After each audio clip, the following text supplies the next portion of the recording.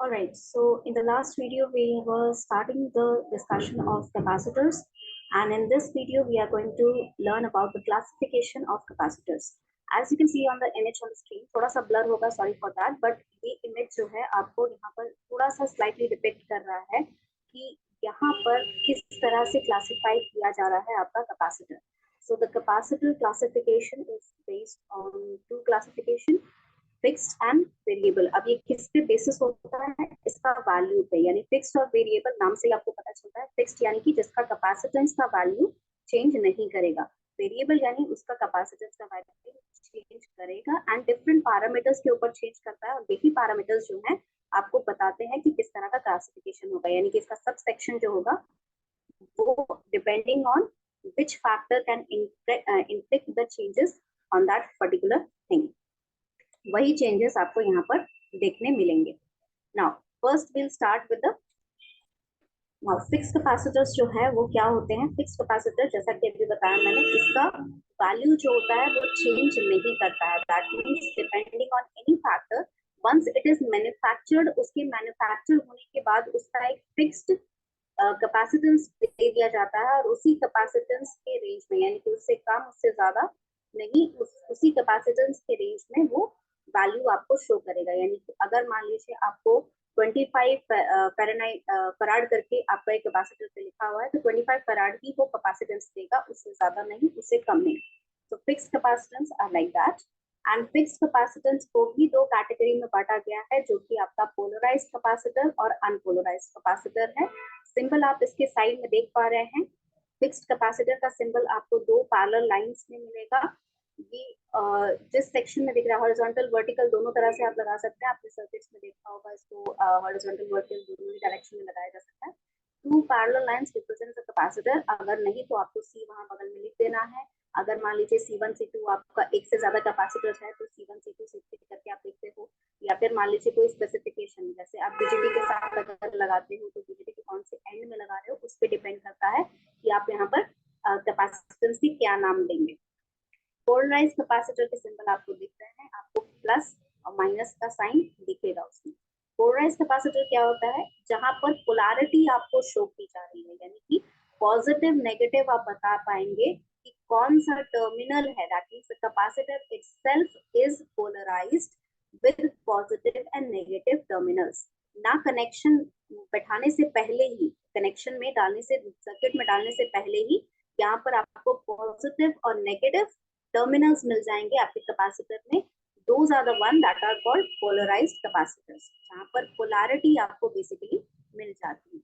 सो ये चीज हुआ आपका फिक्स्ड कैपेसिटर का पहला one, that is polarised.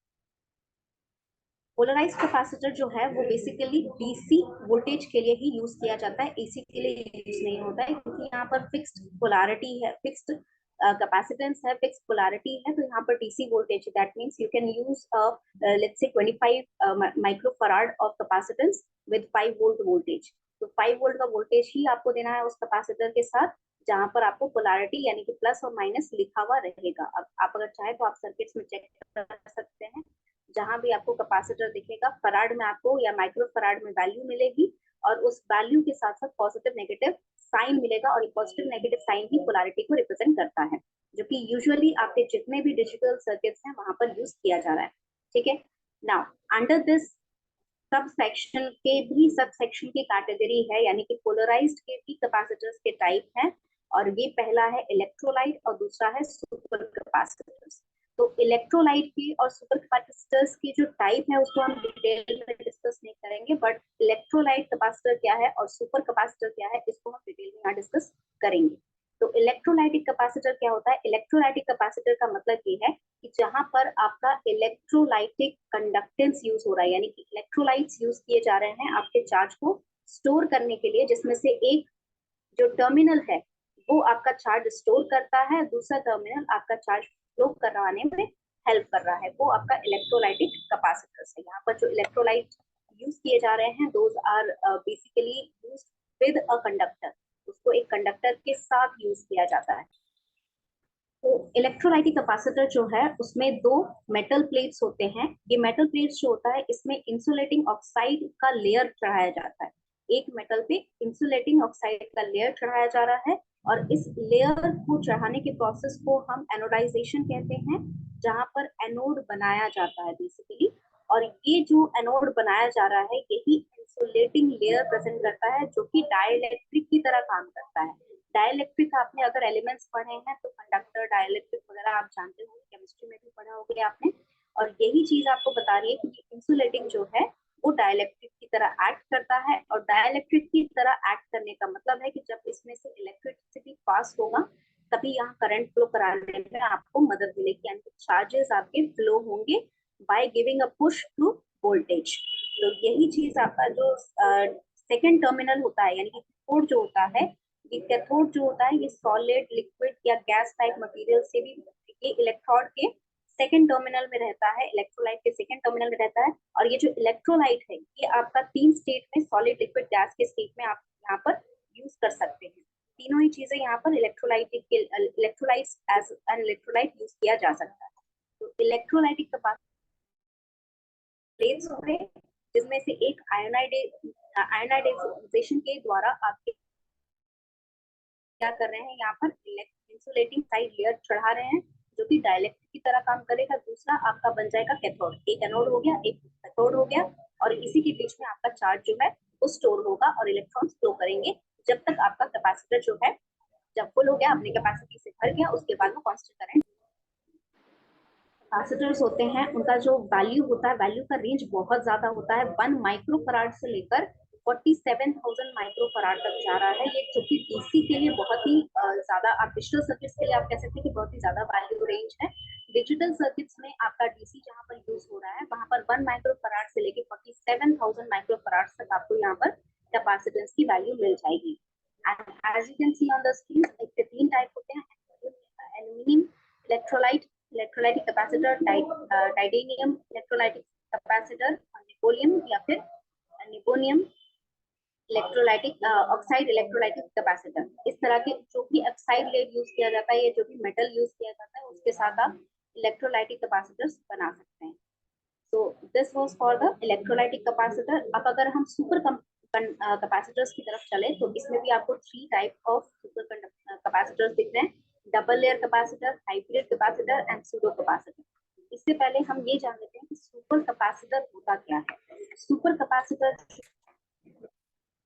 Super capacitors जो है इनको हम अल्ट्रा कैपेसिटर्स भी कहते हैं, सुपर कैप भी कहते हैं। और ये जो होते हैं इसमें हाई कैपेसिटेंस वैल्यू स्टोर किया जा सकता है, लेकिन इसका जो वोल्टेज रेटिंग है वो बहुत ही कम होता है, वोल्टेज रेटिंग बहुत ज्यादा इसका नहीं जाता है। ये जो कैपेसिटर है ये यहाँ पर चार्ज स्टोर करने में इलेक्ट्रोलाइट से ज्यादा कैपेसिटेंस रखते हैं, मतलब इसकी capacity of storing charge is much more और much larger than electrolytic capacitor. And it also works as a battery, मतलब बैटरी से ज्यादा फास्ट पावर आपको प्रोवाइड कर सकता है, जितना एक 9 वोल्ट बैटरी नहीं दे सकती है उतना अगर हम इक्विवेलेंट कैपेसिटर यूज करें, सुपर कैपेसिटर्स इसका यूज करें तो ये आपको ज्यादा पावर देगा, ज्यादा बेटर फास्टर वोल्टेज प्रोवाइड करेगा, वोल्टेज ड्रॉप प्रोवाइड करेगा। अब इसकी जो वैल्यू होती है इलेक्ट्रोलाइटिक रेंज से ज्यादा होती है, तो इसका 100 फराड से लेकर 12,000 फराड तक इसका वैल्यू जाता है, लेकिन वोल्टेज रेटिंग क्योंकि 2 है तो 2.5 वोल्ट से 2.7 वोल्ट तक की इसका वोल्टेज रेटिंग जाता है। यानी कैपेसिटेंस तो बहुत ज्यादा है लेकिन वोल्टेज रेटिंग इसकी बहुत ही कम है। इसका जो कंस्ट्रक्शन होता है उसमें मेटल फॉइल जो है उससे इलेक्ट्रोड्स बनाए जाते हैं, मेटल फॉइल से इलेक्ट्रोड्स बनाए जाते हैं और उसको जो है एक्टिवेटेड कार्बन का लेयर चढ़ाया जाता है। ठीक है, उसमें जो इलेक्ट्रोड्स बनाए आपने उसमें एक्टिवेटेड कार्बन का लेयर चढ़ाया गया, और ये जो होता है ये जो फॉइल होता है ये सैंडविच रहता है, मतलब इट इज दोनों आपस में जो है सेपरेट किए जाते हैं, इसका सैंडविच बनाया जाता है, इसके बीच में एक आयन परमेबल मेम्ब्रेन चढ़ाया जाता है जहाँ पर आयंस ही वहां पर एग्जिस्ट कर सकते हैं, पॉजिटिव नेगेटिव आयंस वहां पर एग्जिस्ट करेंगे। उसका एक पतला सा मेम्ब्रेन चढ़ाया जाएगा जैसे कि ग्राफीन लगाया जाता है, ठीक है, जो कि इंसुलेशन प्रोवाइड करता है।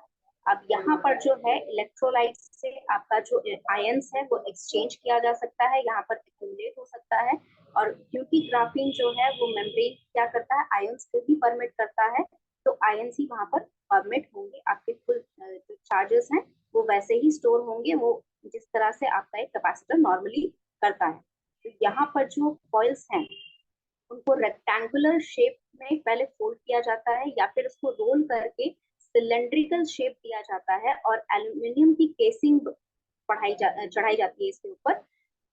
इसको बाद उसको इलेक्ट्रोलाइट के फॉर्म में डाला जाता है और ये इलेक्ट्रोलाइट जो होता है इसमें आयंस बहुत ज्यादा होते हैं और कंडक्टेंस भी बहुत ज्यादा होता है, क्योंकि यहाँ पर जितने भी जो भी चीजें यूज की जाती हैं ये सारी ही फ्री इलेक्ट्रॉन्स या फ्री चार्जेस यहाँ पर एग्जिस्ट करते हैं, इसीलिए इसकी कंडक्टिविटी बहुत ज्यादा होती है and they are rich in ions. तो इसका जो केस बनाया जाता है उससे इलेक्ट्रोड बन गया। अब इसमें जो आपका इलेक्ट्रोड बन रहा है ये टाइप का आपका क्लासिफाई होता है कि किस टाइप का डबल लेयरिंग कैपेसिटर, मतलब डबल लेयर ऑफ इलेक्ट्रोलाइट्स या डबल लेयर ऑफ फॉइल बनाया जाता है जो उसका डबल लेयरिंग किया जाता है। हाइब्रिड कैपेसिटर्स अलग है, सूडो कैपेसिटर्स भी अलग है, और ये सारा टाइप जो है आप इसको क्लासिफाई करके जान सकते हैं कि क्या चीज है क्या नहीं। पोलराइज कैपेसिटर आई होप आपको क्लियर हो गया हो। अगर कोई डाउट है तो